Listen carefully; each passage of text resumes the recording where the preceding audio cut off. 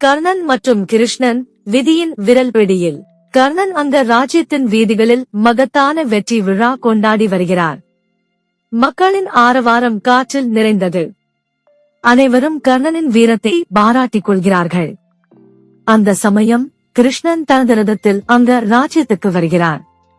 கர்ணன் அவரை மரியாதையுடன் வரவேற்க இருவரும் அரண்மனை மண்டபத்தில் அமர்கிறார்கள். கிருஷ்ணன் கர்ணனிடம் மென்மையாக கூறுகிறார், நீ அரச குடும்பத்தில் பிறந்தவன், குந்தி தேவியின் மகன்.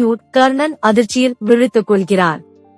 அவன் இதுவரை உண்மையே அறியாமல் சூத்ரகுலத்தில் பிறந்தவனாகவே எண்ணி வாழ்ந்திருந்தான். கர்ணன் தன் தாயாரை மறந்தும் தன்னை வளர்த்தவர்களை நினைத்து கண்களில் கலங்கல் உண்டாகிறது. தன் வாழ்க்கையின் முழுமையும் ஒரு போர் வீரனாக வாழ்ந்தவன் தன் உண்மையான அடையாளத்தை இப்போது மட்டுமே அறிகிறான். கர்ணா, நீ பாண்டவர்களின் சகோதரன். அவர்கள் பக்கம் வா, தர்மத்தின் வழியில் நீ பயணிக்கலாம் என்று கிருஷ்ணன் கர்ணனிடம் கோரிக்கை விடுகிறார். ஆனால் கர்ணன் தலை குனிந்து, துரியோதனன் எனக்கு சகோதரன், நான் என் நண்பனை வஞ்சிக்க முடியாது என்று உறுதியாக கூறுகிறார்.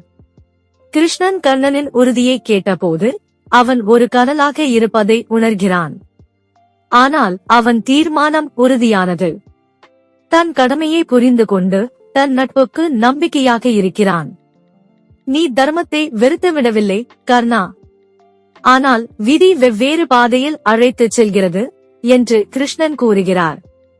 கர்ணன் கிருஷ்ணனை வணங்கி விடைபெறுகிறார்.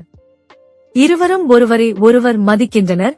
ஆனால் அவற்றின் பயணம் வெவ்வேறு வழிகளில் செல்கிறது. முருகப்பெருமானை நம்பினால் சேனலை லைக் செய்யவும், உங்கள் எண்ணங்களை கமெண்ட் செய்யவும், வீடியோவை பகிரவும் மற்றும் சேனலுக்கு குழு சேரவும்.